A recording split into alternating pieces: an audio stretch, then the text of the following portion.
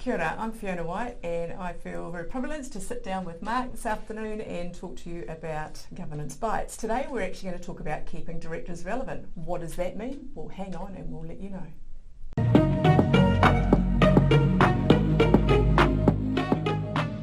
Hi, welcome to Governance Bites. I'm Mark Banicevich, and as you just heard today, I have the privilege of spending time with Fiona Whyte. Fiona, thank you very much for your time. You're welcome. Thanks for having me. Oh, it's awesome to see you again. Now, you've got a strong banking background. You were in banking for 20 years, and foreign exchange, a lot of foreign exchange, right? And then around the time that we worked together at the FMA, you had this opportunity, because you've done volunteer work in Cambodia, hadn't you? Yes. And so you had an opportunity to get pulled onto a board in Cambodia. Yeah. Can you tell us briefly a little bit about that experience? Yeah, it was fantastic. There was a microfinance institution, so lending to sort of rural communities. I don't know if people know too much about microfinance, but it's kind of lending to help provide capital to people that really have got no access to good capital. You know, there's money sharks, money lenders around that charge heinous rates like 20% a month and all sorts of egregious things. So providing capital to people that really need it to help them build their businesses and their livelihoods was something that I was quite passionate about, and I started exploring that after my first trip in Cambodia. Did a couple of volunteer stints, went back a couple of times, and they had a lovely program called Bankers with Vision, and so I did a couple of quick 1 week assignments on that, and then you do a little recap and a review, and then the work found its way to head office in London, and the next minute I'm getting a call from someone saying, would you like to join the board? And I honestly had no idea what that meant at the time, and I'm like, yes, of course. And it started my journey. And you ended up on a board with a whole lot of fantastic experienced directors with very strong processes, so it couldn't have been a better training ground, could it? It was a fantastic training ground, yes. So we want to talk, as you said, about keeping directors relevant. And one way of doing so is through periodic board evaluations. Can you tell me what they are? What are board evaluations?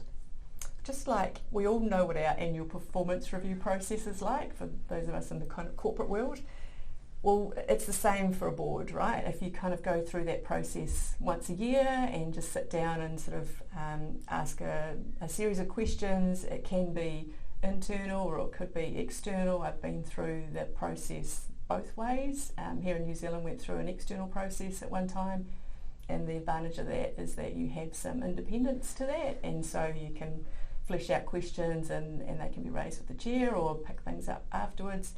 And then similarly in Cambodia we run through an internal process every year and ask questions, and just getting that balance of just taking a moment to just say, is everybody pulling their weight? Is everybody really invested in this? Is everybody bringing new things to the table? Are they growing themselves? Are they continuing to provide new insights? Are they continuing to challenge? Are they really interested? Because I'm sure at times we've been on boards where there's been one poor board member who's perhaps been a little bit too stretched and still on the board thinking that's a good idea, but really probably should just say, hey, you know what, I haven't got the capacity to serve on this board right now, and let it go. How much of that process is anonymous versus actually sitting openly in a room and discussing? Good question. It is anonymous. We do it on a online survey, and so there's a standardised set of standardised questions, maybe about 20 odd questions, that each board member will do a self-evaluation and then also rate all of their fellow board members. And interestingly, usually the self-evaluations are harder. We're harder on ourselves than what the rest of the team is, so that's always quite interesting. But then the secretariat function of the organisation will then anonymise that and provide the results. Right. So then as a committee, and the governance and REM committee, we look at the collective results, or we look at, we might look at the individual board member results, but we've got the aggregated scores. Okay, right. So the first part of the process is very anonymous. Everyone's evaluating each other and evaluating themselves, and then somebody, whether it's internal or external, certainly some form of independence there by the sounds of it, collating all that together, and then you can have an open discussion about the results of that evaluation. Yeah. Right. What sort of questions are asked? Well, a lot of the questions are designed to flesh out that relevance, right? And it could be around, is it evident that they've read the papers? What kind of questions are they asking? Are they comfortable to ask the difficult questions? is there groupthink? What kind of things are going on there? Like, are they bringing new ideas? Is it clear that they've got the organisation's mission and vision in mind? Are they supportive? Are they supportive of management but challenging management? There's always that tension between the two. Yeah. And then I think there's also a challenge for independent directors versus executive directors, because executive directors are in the business all day, every day, whereas independents are sort of dipping their toe in once a quarter. Well, invariably there's things to do each week, but the meetings are once a quarter.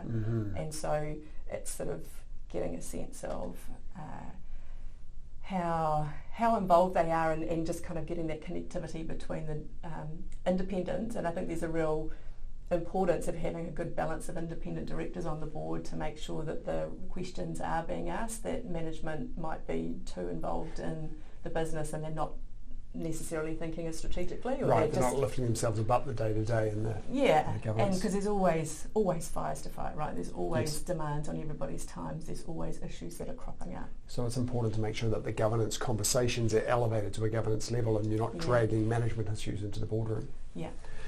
And I take it generally the board evaluation questionnaires will be a lot of Likert scale with the odd agile comment here. Is that how they work? So you kind of, whether you've got a 1 to 5 rating or a 1 to 10 rating, and score yourself and others on each of the questions. So it does take a little bit of time and effort, not too much, but I know when we wanted to kind of reintroduce them on the current board a couple of years ago, different cultural styles are like, is this really necessary? Do we really have to do this? And it's like, actually it's really good hygiene and it's really good kind of accountability, and it does help people to self-reflect and evaluate, am I bringing what I need to bring to this organisation? Or is my value done? Exactly. Yeah. Do you think that director tenure should be limited? Is there a period of time at which you find that that directors will always be stale after X number of terms or X number of years? Is there something along those lines, or what do you think?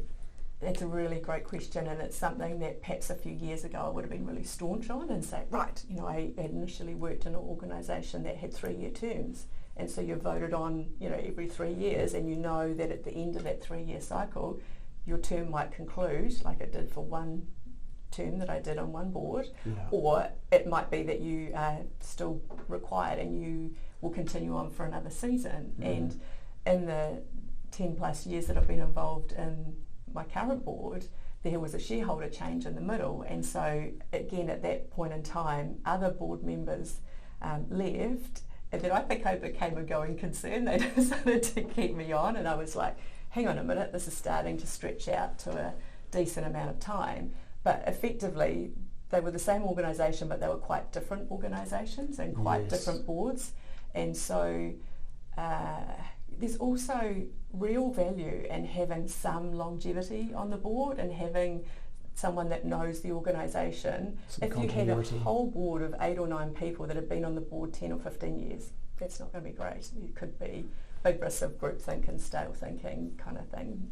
Not always, but there is a high risk, right? But if you've got people that have been on the board a year, 2 years, 3 years, 5, 8, 10, and it's managed around succession planning, and you've got the right skill set and the right matrix that the organisation needs at the time, because the organisations grow and change, and this organisation that I've been on has grown significantly or exponentially in the time that I've been on the board. So, there will come a day when my skill set will, come to a close and I'll need to step back and move on, and someone else will need to come on for sure. Yeah, I feel like it, rather than having a hard and fast limit to the number of terms or number of years that an individual board member can do, it feels like it should be more around the culture of the board and board evaluations and recognising when you're not adding value anymore and stepping aside. The hard and fast one, as you say, you might have a director that continues to add tremendous value for 10 or 15 years, and if you have a rule in your constitution or in your board charter that says you can only do 2 terms or 3 terms of 3 years, and the rules say you have to go now, that's not necessarily the best outcome for the organisation. It is a tense time, and like with working on an international NGO, there are some hard and fast rules like that, and even within Cambodia, within the regulatory framework, there are requirements for you to serve for like a 3-year term and then kind of get reaffirmed by the central bank. So that there is that rigour around that. Right, because the entity that you're on the board of, Woori, is that right? Woori Bank. Okay. Woori Bank. It's a registered bank in Cambodia. Yeah, it's right. They call it commercial bank. So it has, of course, some really strong rules and stuff around it. Yep. The same way any registered bank in New Zealand would have strong rules around its governance. Right. Yep. Right. So do you feel then that there is an alternative to having a hard and fast rule of limiting tenure? Do you think board evaluations are enough? Is it a combination of board evaluations and culture? Or is there actually a place for your time's up, you've got to go now?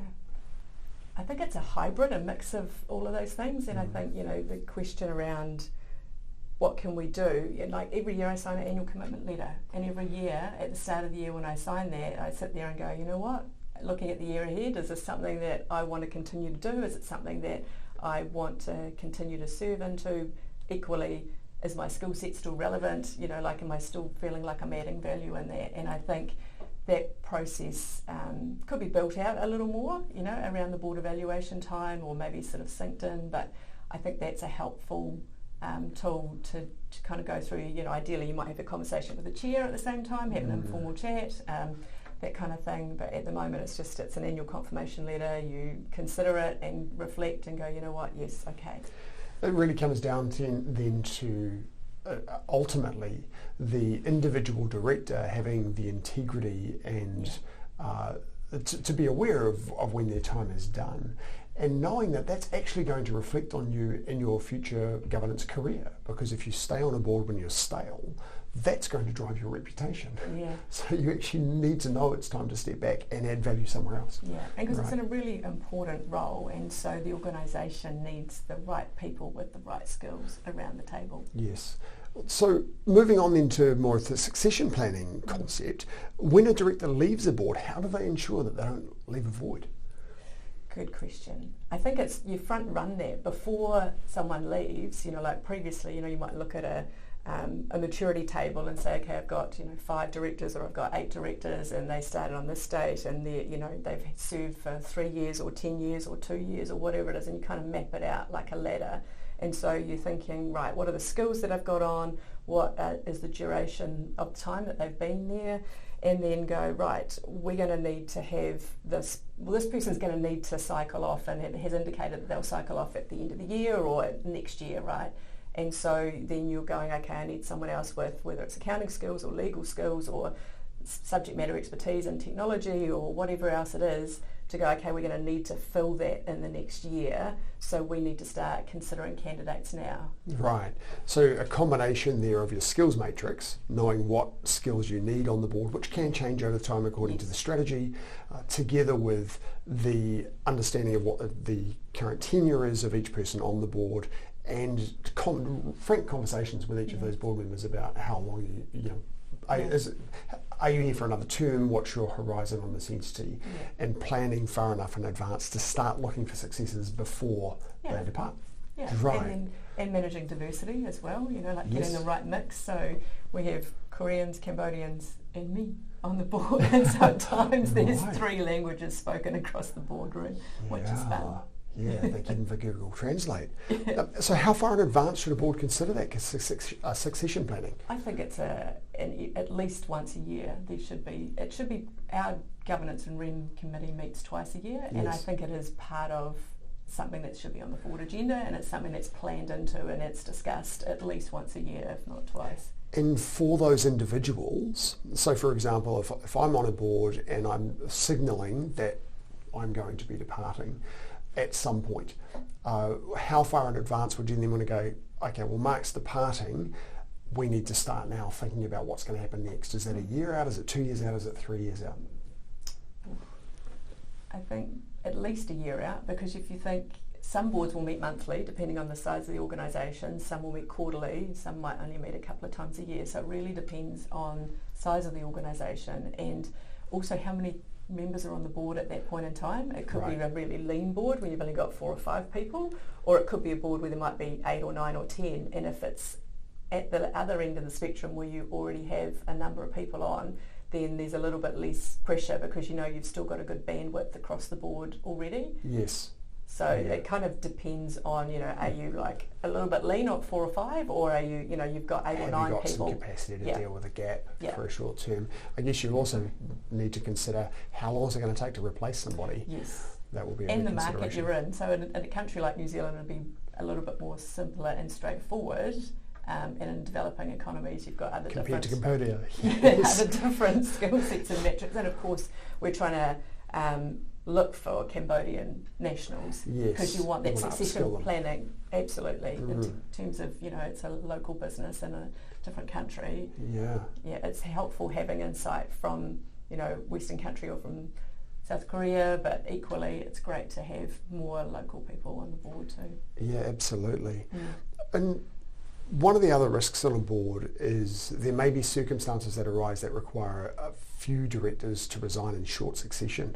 What can a board do to reduce the risk that you might have a quick succession of resignations? I feel like we've already covered that in terms of if you've got it on your GNR committee or whatever your equivalent is and you're addressing it every year, there shouldn't be too many surprises unless there's, like in New Zealand governance issues, we've had some pretty big issues recently and that has required people to go pretty quickly. Yeah. But ideally, that's more of a dramatic worst case scenario rather than, I think it's understanding your board, your organisation, thinking about it proactively every year and I would hope that you're not in that situation to need to have to do that. So it is about open and frank conversations and being on top of it because I work in life insurance. We know it can happen at any time, right, where a health event could happen which just means that someone has to suddenly pull back, so it's about being ready for those at any time. It's risk management really, isn't it? It is. Yeah. For sure. Fiona, that's been cool. Thank you very much for your time. You're welcome.